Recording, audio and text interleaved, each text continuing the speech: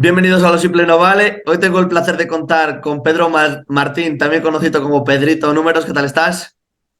Pues muy bien, aquí estoy un poco con alergia, pero bien. Pasando este crudo invierno, ¿no? Sí, crudo. Ahora sí que estamos en pleno invierno, que parece que no venía, pero mira, se ha llegado. Sí, ha venido, ¿eh? Bueno, te preguntaré un poco de algún tema futbolístico actual, pero bueno, lo primero es conocerte un poco más en profundidad. Y la primera pregunta que te quiero hacer es, ¿cuándo tuviste claro que te querías dedicar al periodismo y en concreto al deportivo? Bueno, pues dedicarme al periodismo yo creo que desde que era muy pequeño. No sé, no te puedo decir edad, pero yo qué sé, 8, 9, 10 años. Porque siempre me ha gustado el deporte, la información deportiva y no sé, pues yo creo que desde muy pequeñajo. ¿Desde muy pequeño también te gustaba el tema estadísticas o eso cuando has ido adquiriendo un poco el gusanillo? Mm, Pues yo creo que lo llevaba ya un poco en la sangre, porque Ah, igual con los deportes, bueno, yo me acuerdo de hacer cosas con el Tour de Francia, mm, de clasificaciones y cosas de esas, pero también hacía listas de música, ostras. o sea, me acuerdo de-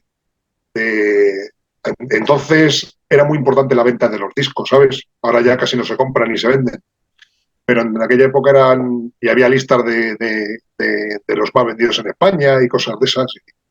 Sí, o sea, lo llevaba en la sangre. Así es que me imagino que luego cuando me dio ya por eso, ya cuando fui un poco más mayor, pues resultó natural. Claro, también te une una amistad desde muy joven con Paco González. Sí, sí, bueno, estuvimos en el cole juntos y Y luego un sí. poco en la universidad, porque en la universidad hicimos primero juntos, pero luego ya me fui yo a la mili Mm. y digamos que me cambié de horario, me tuve que hacer de mañana me quité y me fui por la tarde. Él siguió por la mañana, pero al poco lo dejó porque como ya empezó a trabajar en la SER, Mm. pues ya ni completó la carrera. Claro, también te quería preguntar, tu época importante, el proyecto, el Carrusel Deportivo de la SER, cuéntame un poco cómo surgió esa oportunidad de trabajo y cómo valoras tu paso por allí. Pues yo ya había estado trabajando en prensa Sí. escrita, eh, primero en un periódico de Málaga, luego me fui a Lugo, luego en Madrid en dos o tres sitios, pero como, bueno, en el periódico de Málaga lo cerré, el de Madrid también lo cerré dos en Madrid, eh, el de Lugo, bueno, pues cuando llevaba un año allí en Lugo decidí venirme otra vez a Madrid, porque pues, en Lugo podía haber seguido prácticamente toda la vida, pero digamos que no cumplía con mis expectativas. Y bueno, pues yo como conocía a Paco, llegó un momento en que en una última jornada, me acuerdo de la temporada 94-95, que Ostras. había muchos cruces posibles porque varios equipos se jugaban el descenso, la promoción, que entonces ahora no existe, pero entonces sí existía. Mm. Se jugaban clasificarse para la UEFA y todas esas cosas. Le dije, ¿quieres que te eche una mano y que con cada gol digamos qué sucede, ¿no? Y como, pues me imagino que le gustó a Paco y como yo ya tenía muchas cosas de datos, Mm. pues ya la siguiente temporada ya empezamos con eso. Y bueno, ¿cómo fue ya dedicarte de lleno ya al carrusel deportivo, al fútbol? ¿Cómo fue ese momento que dices, esto ya lo tengo claro, este es muy buen proyecto, me quiero Sí, ya hacer esto? digamos que hasta entonces yo podía ser un periodista más o menos normal. Cuando digo normal es un periodista que se dedica a hacer pues información normal de deporte, de contra entrevistas, reportajes, información. Pero ya desde que empecé en Carrusel en la 95-96 ya me enfoqué directamente a los datos y ya lo que hice desde entonces es recopilar la mayor información posible y empezar a tratar la información dedicada a eso y dedicada a otro medio de comunicación. Al poco tiempo de estar en la SER me contrató el AS Sí. y, y estuve 12 años en el AS hasta que después de la movida del traslado a la COPE, pues digamos que como el AS y la SER son de la misma empresa, pues digamos que era incompatible. Y ya desde entonces pues solamente estoy en la COPE. Claro, una pregunta interesante. ¿Qué tiene? ¿Maldini más vídeos o tú estadísticas o Hegal? Pues Pues cada uno en su vertiente, pues tendrá mucho, sí, sí, claro, ahora el número de partidos que tiene va creciendo exponencialmente porque como se disputan muchos, tiene mucho acceso a muchas imágenes y todas esas cosas, pues sí, su almacén de partidos crecerá todos los días un montón, un montón. No pasaba como antes, claro, antiguamente cuando Maldini tenía que funcionar con vídeos VHS, pues tenía muy pocos partidos cada vez, ¿no? Pero ahora ya, pues me pasa un poco como a mí. Pues que empiezas poco a poco y ya Sí. llega un momento en que pierdes la noción. Perdemos la noción ya. Me imagino que el Excel, no sé, que lo utilizarás mucho o utilizas otro programa. Bueno, yo de informática no tengo ni idea, Ah, ¿sabes? Entonces, hasta hace 2 o 3 años utilizábamos una base de datos que prácticamente es muy común en todos los medios de comunicación y desde hace 2 o 3 años manejo un programa que me ha hecho mi sobrino ostras. y, y estoy funcionando con eso. Y yo creo que a partir de Excel, pero no me digas cómo es, porque no tengo ni idea, ¿eh? No tengo, o sea, ni repajón ni idea. Yo sé que Pasa, sí. él me dice, mete aquí los partidos, yo los meto, pero sin más. O sea, alimentas tú el archivo, ¿no? Sí, Ah, sí, bueno, eso la está. información es propia. Ostras. No, no es copiada de ningún sitio, ni porque además tengo una manera bastante peculiar de ver el fútbol que no coincide con muchas de las cosas que vienen por internet o que hacen otras empresas, digamos, porque digamos que hay empresas que se dedican a las estadísticas y luego estoy yo, que yo Ostras. soy, que tengo algún ayudante, pero en general soy yo solo. Ah. ¿Y tienes los datos en la cabeza o te toca a veces tirar de archivo No, para hombre, acordar? tengo muchas cosas en la cabeza. Lo que Sí. sí me vale en la cabeza, sobre todo, es para valorar lo que es informativamente importante y lo que no, ¿vale? Porque como tienes mucha memoria futbolística, pues rápidamente cuando sucede algo puedes valorar si es importante o no. Y luego, claro, sí, sí, hombre, claro, tengo que mirar porque la memoria a veces te falla y luego la memoria a veces no es muy precisa. Entonces, sí que, claro, mira la base de datos. Claro, también en la radio, también tú también tienes que tener agilidad, como tú has dicho, para saber este dato es interesante y saber cuándo lo tienes que meter y qué tener en la cabeza. Sí, sí, eso es fundamental porque, claro, no es lo mismo, por ejemplo, que un jugador del Madrid marque 2 goles en un partido, que es muy corriente, a que los marque un jugador del Getafe, por ponerte un ejemplo. Entonces, a lo mejor que marque un jugador del Getafe 2 goles en un partido pasa una vez cada 6 meses. Y que lo marque un jugador del Madrid, pues pasa una vez cada 2 semanas. Entonces, ese es un ejemplo para darte a entender de que cada vez que sucede algo, pues ya tu cabeza procesa si eso va a resultar interesante o no. Y bueno, volviendo otra vez a la vertiente de los sitios por los que he estado hablando ahora de la actualidad de tiempo de juego, ¿qué significa también para ti el tiempo de juego? Y bueno, también el partidazo de Copa, que también estás mucho por ahí. ¿Qué supone? Bueno, pues no solamente el tiempo de juego, sino el carrusel antiguo, pues, pues no sé, un sitio mi sitio de trabajo, mi, un sitio de trabajo donde yo creo que nos estamos viendo casi todos o prácticamente todos y que intentamos pasarlo lo mejor posible, que yo creo que la conexión que tiene el programa con los oyentes es precisamente ese. Claro, sí, Y la libertad de poder decir casi todo lo que se nos pasa por la cabeza, que a veces tiene sus cosas buenas y a veces tiene sus cosas malas, eso porque a es. veces dices unas tonterías que para qué contarte. A raíz de esto que me cuentas, la siguiente pregunta es, ¿qué crees que hace diferente tiempo de juego a otros, a la competencia? Pues claro, eso lo podéis valorar mejor vosotros que nosotros, que yo en mi caso, porque es que como estamos allí no sabemos la competencia lo que está haciendo, ¿sabes? Entonces, no sé, si nos escucha mucha gente será porque a gran parte de la gente que le interesa el deporte a esa hora del día, pues le gusta cómo hacemos el programa, pero es que no sé cómo hacen los demás. No tengo ni idea, porque es que estoy todo el día metido en el fregado, no tengo ni idea. Joder. ¿A ti por qué te gusta más? Porque no sé, yo creo que al oyente, no sé, tiene cierta conexión, es dinámico, me gusta escucharlo, ¿sabes? Por eso os escucho a vosotros. Sí, yo cuando estoy en el programa me gusta escuchar lo que hacemos, ¿sabes? Entonces me Mm. imagino que a la gente que lo está oyendo en la radio, pues le gustará también por eso, pero no sé los demás lo que hacen. Mira, además a mí que la experiencia la he vivido hace poquito de ver el programa en directo me parece muy alucinante, ¿sabes? Sobre todo, y el control que tiene Paco González del programa en sí, de todos los detalles, pequeños detalles. Tiene una cabeza, vamos, no sé cómo lo hace. Sí, sí, eso es. Bueno, primero que lleva ¿cuánto tiempo? 20 no, 31 años haciéndolo. Mm, Y eso pues te da muchas tablas, evidentemente, mm. pero lo que sí es cierto es que él es capaz de controlar muchas cosas, muchas cosas. Porque claro, el programa tiene ritmo gracias a que es capaz de darle el espacio que necesita cada cosa, ¿no? La información deportiva, la publicidad, la intervención de la gente que tiene en el programa, y luego, pues, digamos que el programa se ha tenido que ir Reciclando. adaptando a las circunstancias del fútbol, porque cuando nació era un programa en el que coincidían a la misma hora muchos acontecimientos, y ahora, desgraciadamente, coinciden muy pocas cosas a la misma hora, ¿no?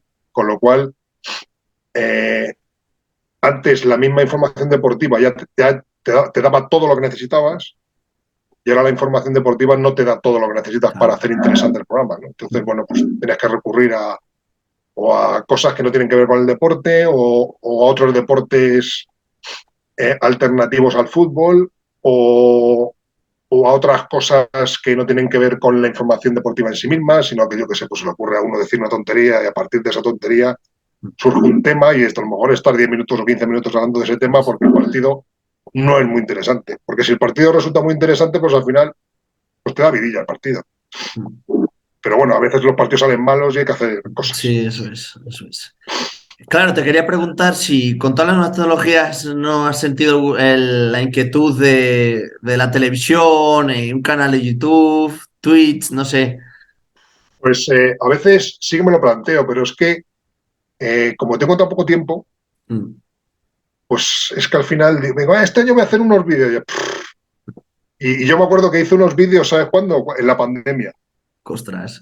En la pandemia sí que tuve, bueno, un poco más de tiempo, y Sí, sí que hice unos vídeos ahí de récords de fútbol y no sé qué, pero es que yo creo que si haces algo lo debes de hacer bien, ¿no? sí. Y no solamente hacerlo bien, sino hacerlo con constancia, es decir, si empiezo, empiezo, y es que no me da la vida. Entonces, pues de momento no he tirado por el lado de la imagen, ¿sabes? Y bueno, ahora centrándonos un poquito en el fútbol, te quería preguntar, el otro día diste los datos de las rojas que en comparación con la Premier League, que Mm. había mucho más en la Liga Española, no sé si recuerdo que hiciste 93-16 Sí. rojas en esta temporada. Claro, yo no digo que el árbitro influya en cuanto al resultado del partido, pero ¿crees que influye los árbitros para que sea un fútbol un poco más aburrido de años atrás, cada vez que se haga un poquito más aburrido? ¿Crees que tienen cierta influencia o no? Bueno, hombre, la actuación de los árbitros influye mucho porque es el que dirige el partido, es el director, es el que dice cuándo se para, cuándo se reanuda, y toma las decisiones para sancionar las cosas que se hacen mal, ¿no? Mm, Evidentemente los árbitros influyen mucho, pero es cierto que no solamente influye el árbitro, sino también influyen los jugadores. mm. Entonces, digamos que en ese número tan alto de expulsiones en la Liga Española respecto a, por ejemplo, lo que sucede en la Premier, pues influye la actuación de los árbitros, pero también influye mucho el comportamiento de los jugadores. Entonces, en España los jugadores fingen más, se tiran más al suelo, no solamente se tiran más al suelo, sino que cada vez que se tiran al suelo están más tiempo en el suelo, con lo cual el juego se para más. O sea que es todo un conglomerado de cosas que hacen que los partidos de la Liga Española en general tengan menos ritmo que la Liga inglesa. Y bueno, pues sí, a mí me gustaría que los árbitros pitaran menos faltas, que enseñaran menos tarjetas rojas, que los jugadores se tirasen menos, pero digamos que tiene que haber un acuerdo entre todos, que no sé quién va a ser el primero que lidere eso, porque yo, por ejemplo, cuando Mateu Laoz subió a Primera División, eso fue en el 2008, 2009, pues me pareció un árbitro muy interesante porque dejaba jugar mucho, pitaba muy pocas faltas, Pero desgraciadamente, pues dentro del comité técnico le dijeron que si seguía pitando así, pues que no iba a llegar a ningún sitio internacionalmente. Y entonces, pues cambió, ¿sabes? Empezó a ser, digamos, un árbitro, entre comillas, normal. Y bueno, sí, no es un árbitro completamente normal, pero tampoco es el árbitro que con el que subí a Primera División y que yo creo que hubiese hecho muy bien, mucho bien al fútbol español, ¿sabes? Porque cuando los jugadores ven que hay un árbitro que pita mucho, que saque muchas tarjetas, ellos al final fuerzan la situación para castigar al rival. Pero si los jugadores ven que que el árbitro no pita, se levantan rápido. Ellos captan el mensaje desde el principio. Desde el principio. Entonces, bueno, pues bueno, me molesta, pero ¿qué voy a hacer? No me voy a tirar no me voy a tirar por el puente. Yo hago lo que puedo, intento que por lo menos mis opiniones se escuchen, que, bueno, pues afortunadamente estoy en una radio que se escucha mucho y se escuchan mis opiniones, pero no puedo hacer más. ¿Crees que beneficiaría, por ejemplo, cómo se hace el fútbol sala, aunque no fueran 45 minutos cada parte, pero que se parara el tiempo y recortar un poco cada parte, lo que dura? A mí no me gustaría que se hiciera, pero no me gustaría que se hiciera porque sería un síntoma de que el fútbol, digamos, que hubiese recuperado su esencia, ¿no? Entonces no haría falta que se parase el tiempo, porque ya de por sí la forma de jugar, pues no haría falta que se hiciera eso. Pero yo creo que es un paso que, como sigamos así, al final los que manejan los reglamentos, al final en el fútbol es posible que lo implanten. Porque no tiene mucho sentido, no tiene mucho sentido que una parte dure 45 minutos y que al final se añadan 10. Es que no tiene ningún sentido. Porque es que Lo del Mundial fue una pasada. sí, o sea, en el Mundial sí, en el Mundial llegamos a añadidos de casi 20 minutos entre las dos partes. Buah, Pero es que no sé, en esta jornada de Primera División ha habido 2 o 3 partidos con añadidos de 10 minutos en la segunda parte. Es que no tiene mucho sentido. no. Con lo cual, pues si seguimos por este camino, supongo que llegará un momento en que digan, bueno, pues vamos a parar. No sé si al estilo del fútbol sala, pero sí, por ejemplo, al estilo del balonmano, que, que más o menos se juega a reloj corrido, salvo cuando el árbitro interpreta que va a haber un parón un poco más largo y entonces sí que manda parar el reloj, ¿sabes? Más o menos, primero se podría tratar en el fútbol lo que hacen en el balonmano, jugar 45 minutos, ¿vale? Pero más o menos cuando el árbitro interprete que va a haber un parón largo, pues que se pare. Eso puede ser una cosa. Y bueno, otro tema es el VAR, ¿no? Que al final parece que ha perjudicado al fútbol más que beneficiado, no lo sé. No, hombre, yo desde que empezó esto, pues no lo miré con ningún prejuicio, sino de a ver cómo funciona. Pero al poco de empezar el Mundial de 2018, que fue la primera competición que, Lo implantó. importante que usó el VAR, me di cuenta de que iba a ser un pequeño desastre. Pequeño desastre porque ya en ese Mundial me di cuenta de que cuando había un árbitro bueno, el VAR podía ser útil, pero cuando había un árbitro malo iba a ser un desastre, porque entonces se tiene que estar parando cada 2 por 3, porque el árbitro malo tiene más equivocaciones, evidentemente, con lo cual yo sé que el VAR tiene sus ventajas, evidentemente, pero si pones en una balanza los pros y los contras, para mí pesan mucho más los contras que los pros. Entonces, es que no me hace falta que me expliquen nadie nada, o sea, es que lo veo, ¿sabes? Que corrige algunos errores de los árbitros, evidentemente, que corrige. Y algunas veces dice, joder, menos mal que existe el VAR. Es decir, por ejemplo, si hay un penalti por una mano que te pita el árbitro y la pelota no le da la mano, ¿vale? Pues es que el VAR es maravilloso porque corrige un error muy grave, ¿sabes? Pero es que juntas todas las cosas y te das cuenta de que perjudica más que beneficia. Entonces, yo sé que el VAR no se va a quitar porque una vez que se ha abierto esa ventana ya es imposible cerrarla.